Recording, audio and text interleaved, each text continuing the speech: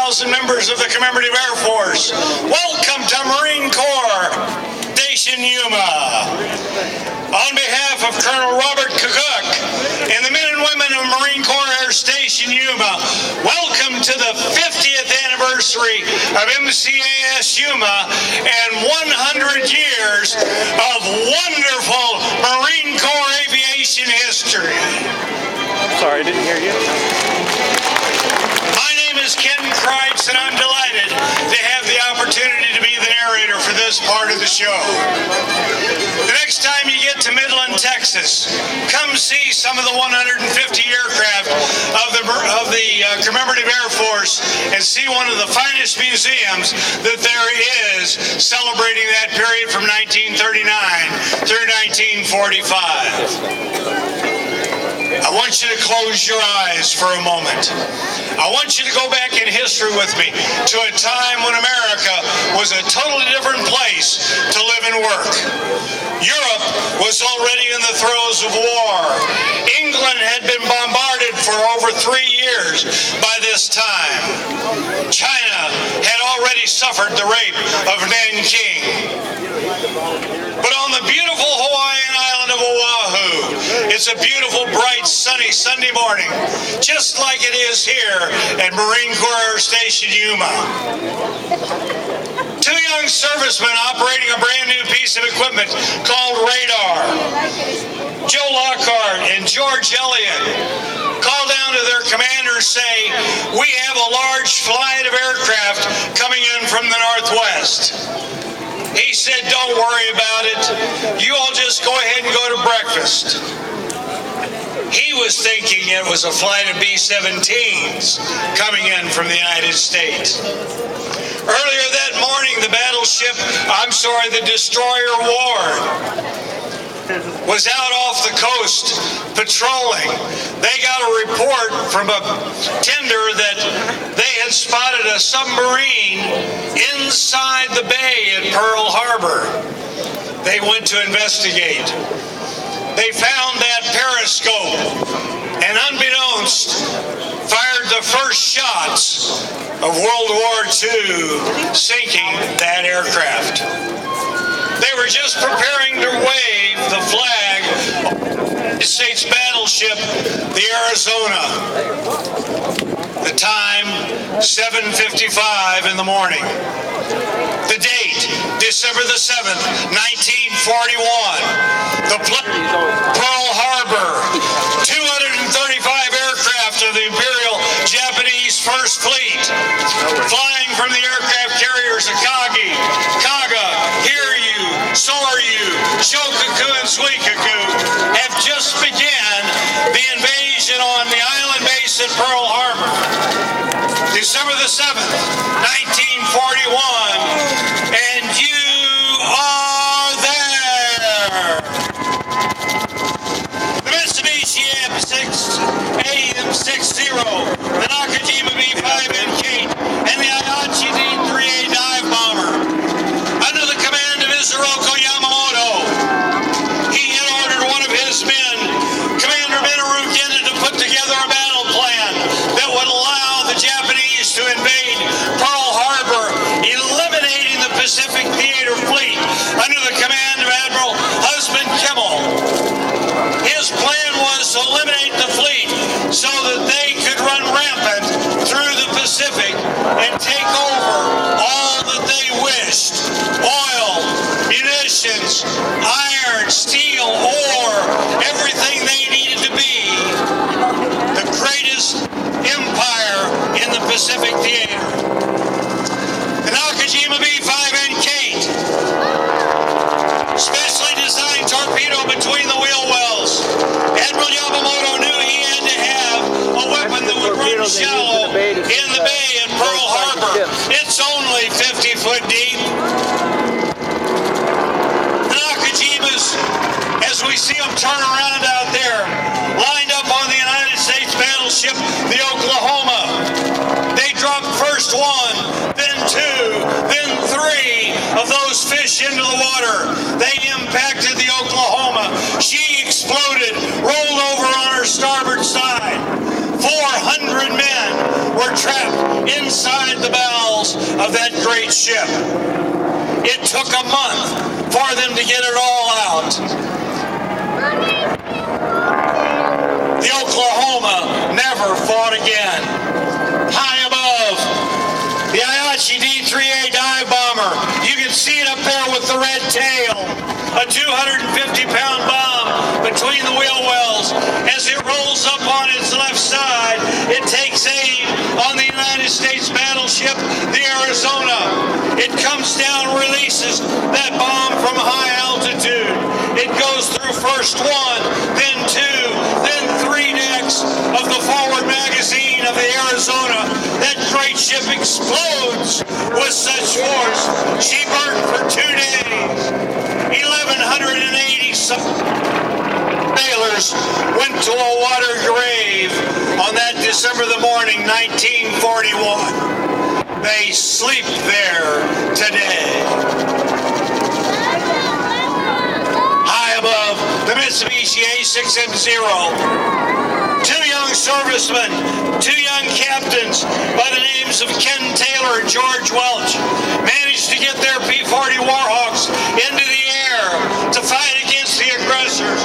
Between the 2 of them, they shot down 5 of the aggressor forces on that December the 7th morning, 1941. They had just come in from the beach celebrating their day off when the invasion began. Admiral Chuichi Nagoma, the commander of the invasion force, made a grievous error that morning. When the first wave retracted to the aircraft carriers, he elected not to send the third wave in. As a result of that, America's submarine pens, our munitions, our fuel, and all of the other essentials to war were still available for us at Pearl Harbor on the island of Oahu. But 18 of our capital ships and 2,400 people perished on that December the 7th morning, 1941. Listen to the sounds of war. Feel the concussion of the bomb under your feet as it explodes. Imagine yourself a young 17-year-old sailor. You're on the United States battleship, the Nevada. Your skipper has the steam up in the boilers, is the only one ready to go to sea. He starts out the opening at Pearl Harbor. They're on him like flies on a honeypot. He realizes he can't get out and they'll sink him in the opening. He beaches the Great Nevada on Hospital Point. That great ship lived to fly again.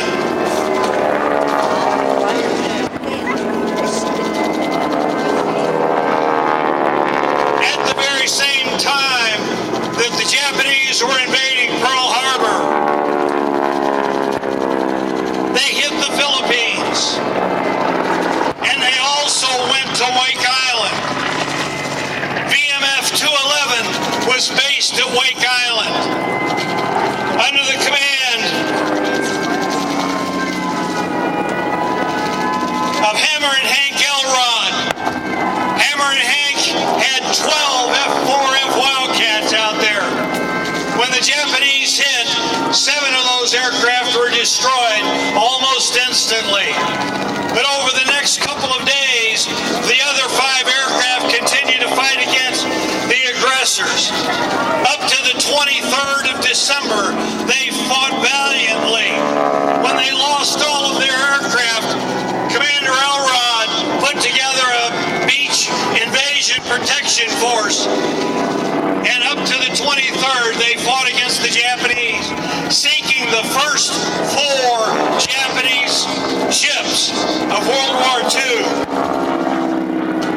Captain Elrod, who died on Wake Island, was posthumously awarded the Medal of Honor. His main unit, which was back at Marine Corps Air Station Iwa, lost all but 1 aircraft on December December the 7th, 1941. Yuma Field in Hawaii.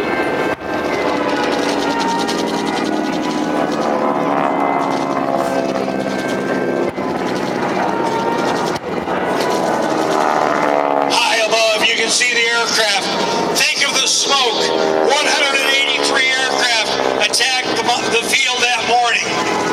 As a result of that, as I said, 2,400 people perished on the island, whether it was at Hickam or Bellows or Haleiwa.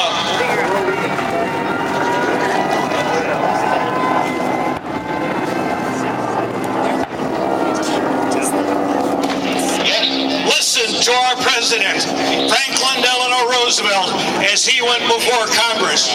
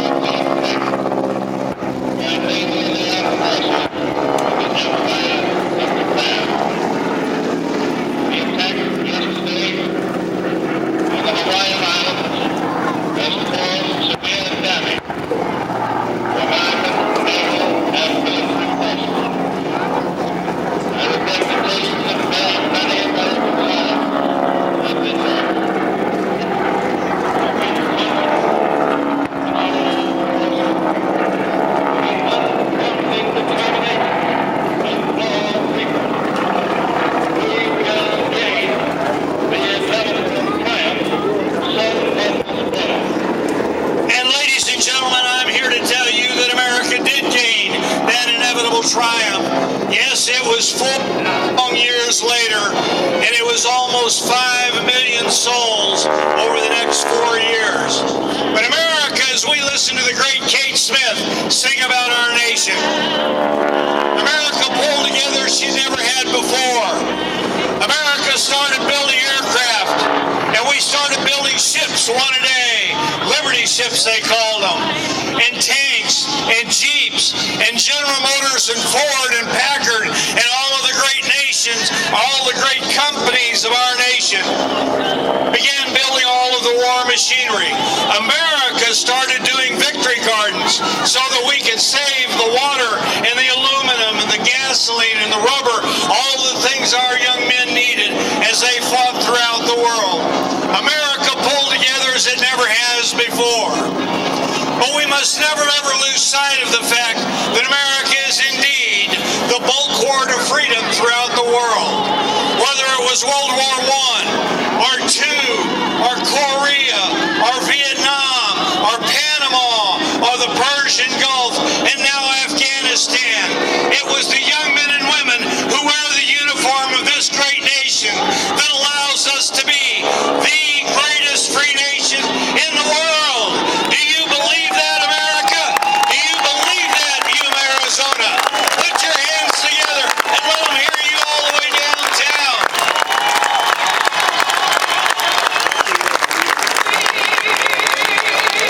Be proud of who you are. Be proud to wear the colors of the United States of America, that beautiful red, white, and blue.